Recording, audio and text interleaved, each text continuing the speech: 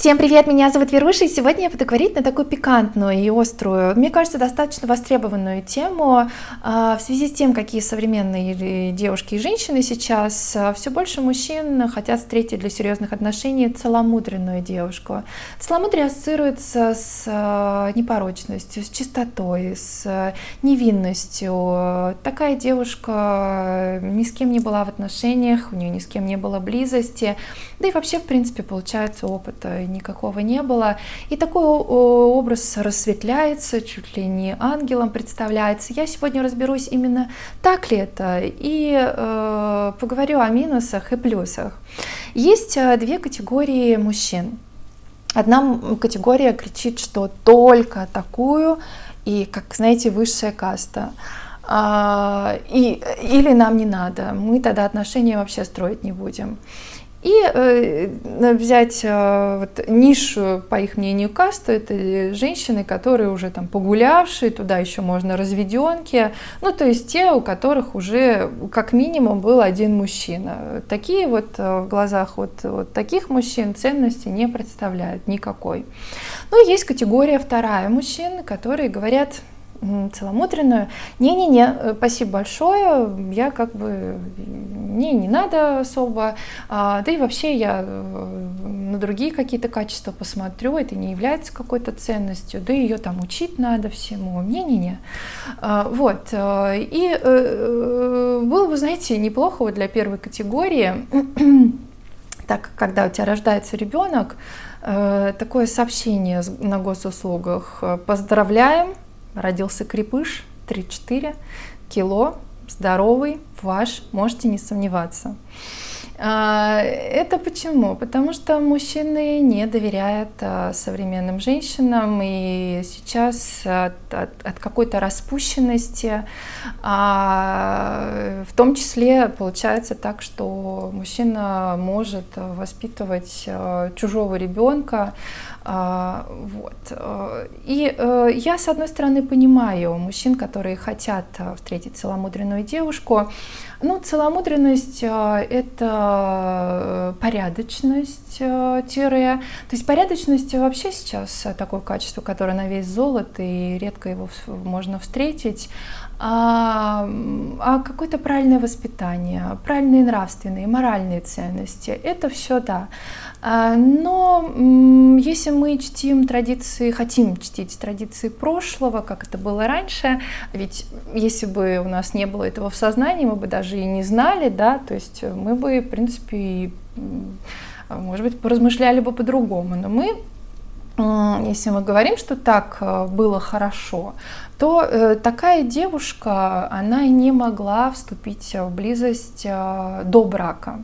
Вообще надо сказать, что раньше это считалось до брака грехом, и сама девушка могла иметь большие проблемы, это очень сильно порицалось, не только девушка, но и ее семья, и вот это вот слово «опростоволосилась», девушка раньше носила косу, вообще девушку раньше можно было определить по косе, то есть если у девушки была заплетена одна коса, то она была вот этой как раз целомудренной девушкой. И если эту косу отрезали, то это был большой стыд, и как раз вот это слово «опростоволосилась».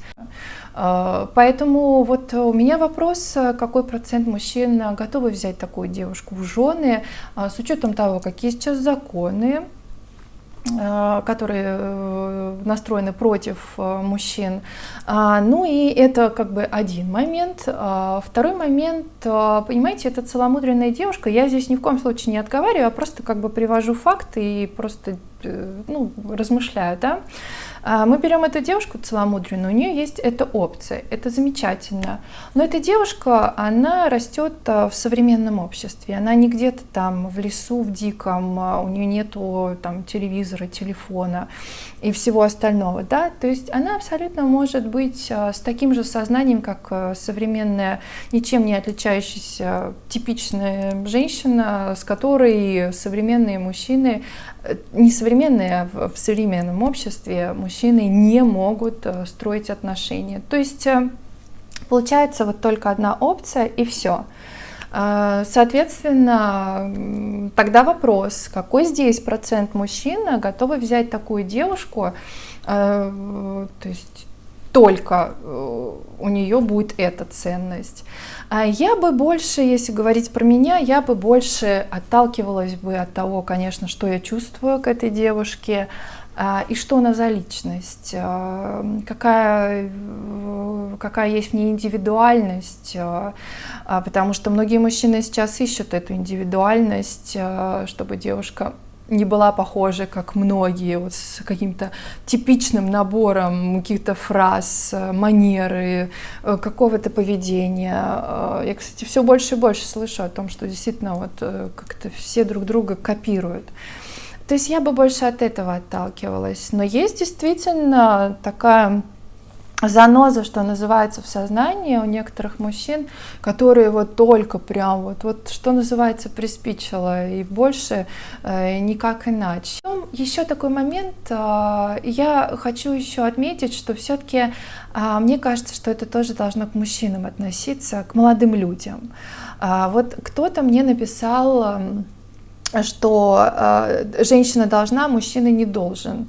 Ну, вы знаете, я так не считаю. Ну, как бы считается, что мужчина должен научить женщину.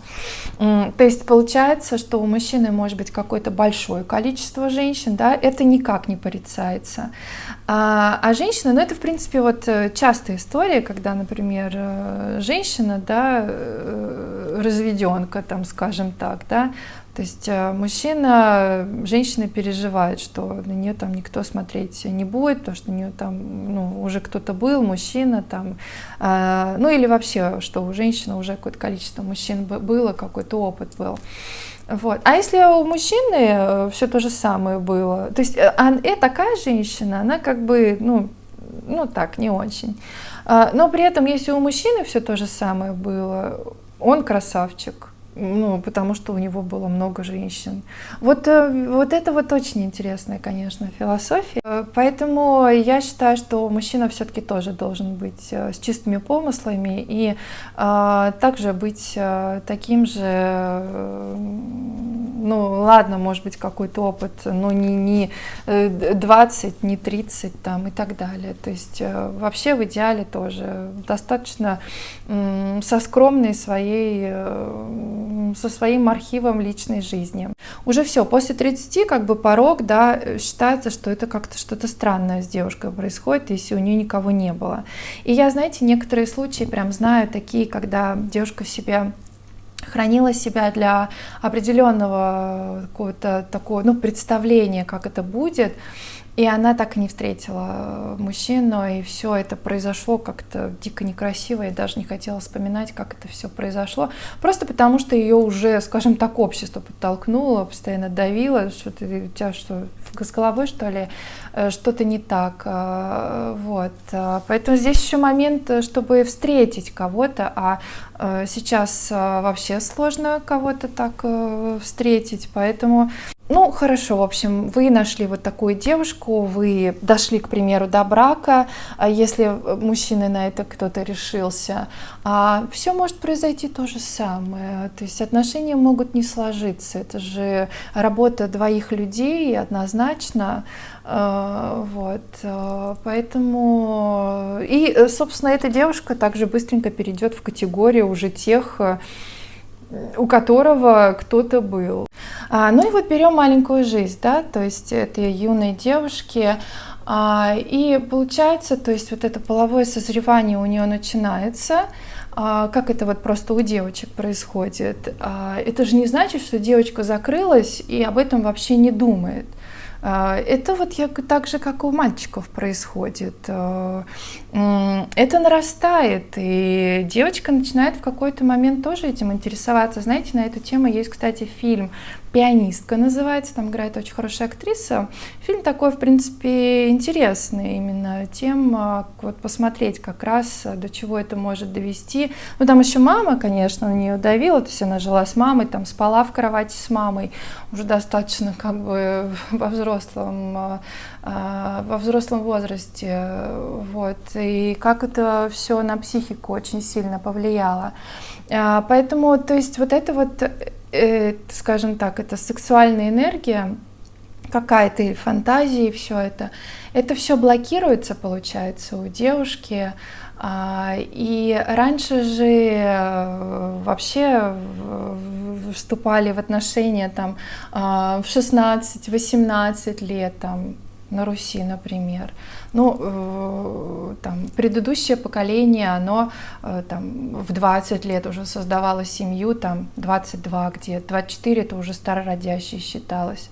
У нас уже, как бы, понимаете, немножко уже все сдвинулось, и у нас на попозже все отодвигается. Почему? Потому что нам еще, чтобы семью создать, нужно заработать. А, как я уже как-то говорила, у нас уже люди не поспевают за ценообразованием и за том, как все дорожает. Поэтому, соответственно, чем дольше хранит себя девушка для одного мужчины, тем больше у нее может быть всяких таких вот проблем в голове возникать.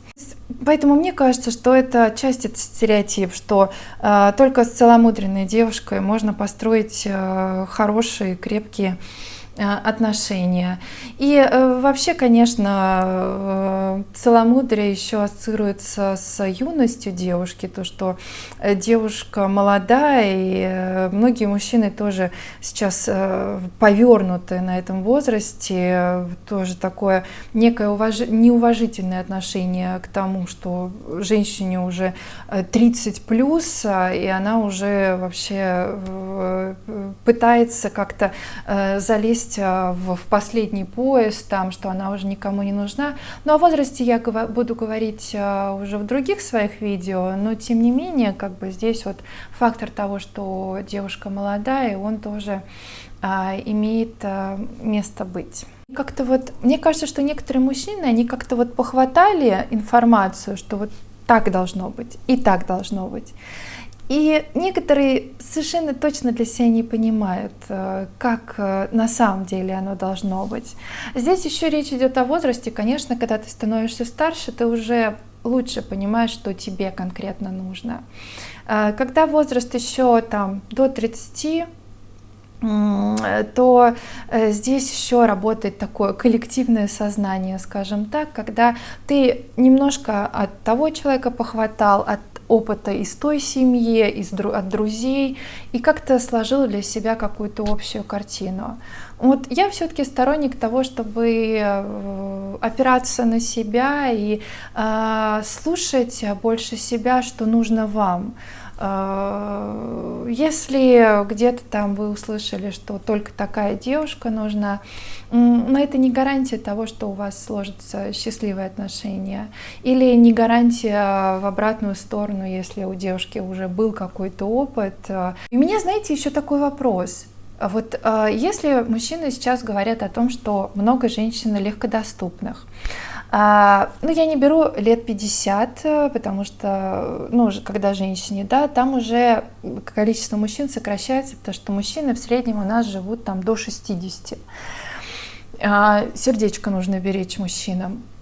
Больше проговаривать, больше открываться, больше говорить о своих проблемах. Это очень сильно на сердце действует, кстати, когда мужчины блокируют свои эмоции и не делятся, не открываются. И мы берем, значит, мы не берем, да, этот возраст, мы берем молодой возраст, то есть это юный молодой человек и девушка, 20 лет. И вот когда девушке 20 лет, то мужчин в этом возрасте больше, чем женщин. Соответственно, значит, эти женщины, которые там направо-налево везде ходят, соответственно, они ходят с мужчинами. Значит, мужчины здесь тоже играют большую роль. Они на все это дело соглашаются. Соответственно, здесь вопрос, какое бы количество мужчин отказалось бы. Вот идет какая-нибудь привлекательная очень девушка и манит там и говорит: давай, да, показывает всем видом. Какой процент мужчин бы отказался и сказал: нет, я буду ждать только свою девушку. И больше я ни на что не буду растрачиваться. Вопрос. Я думаю, что не все бы сказали однозначно, да, мы откажемся. Я думаю, что многие бы согласились.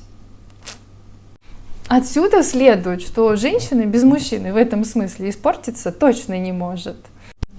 Вообще это хорошая идея, когда ты встречаешь человека, вот как я раньше мечтала, встретить одного мужчину на всю жизнь. Но иногда планы наши, они не совпадают с реальностью, и мы проходим какой-то опыт, и это нормально. Мы для себя понимаем, что было правильно, что было неправильно, а потом о взаимоотношениях с другим человеком мы узнаем свою какую-то и теневую сторону, и где-то тоже свои плюсы узнаем. В общем, мы познаем себя. Поэтому категорично я бы так вот, знаете, кому-то везет встретить одного человека на всю жизнь. Если вам повезло, цените, храните. Вам действительно очень повезло в жизни. Но большому количеству людей отведен опыт, чтобы встречаться, расставаться, да, искать своего человека. Ну, а я желаю, конечно, выбирать своего человека обязательно сердцем, а не умом, в котором там выстроено, что она такая должна быть. Всем спасибо за просмотр и увидимся уже завтра. Пока!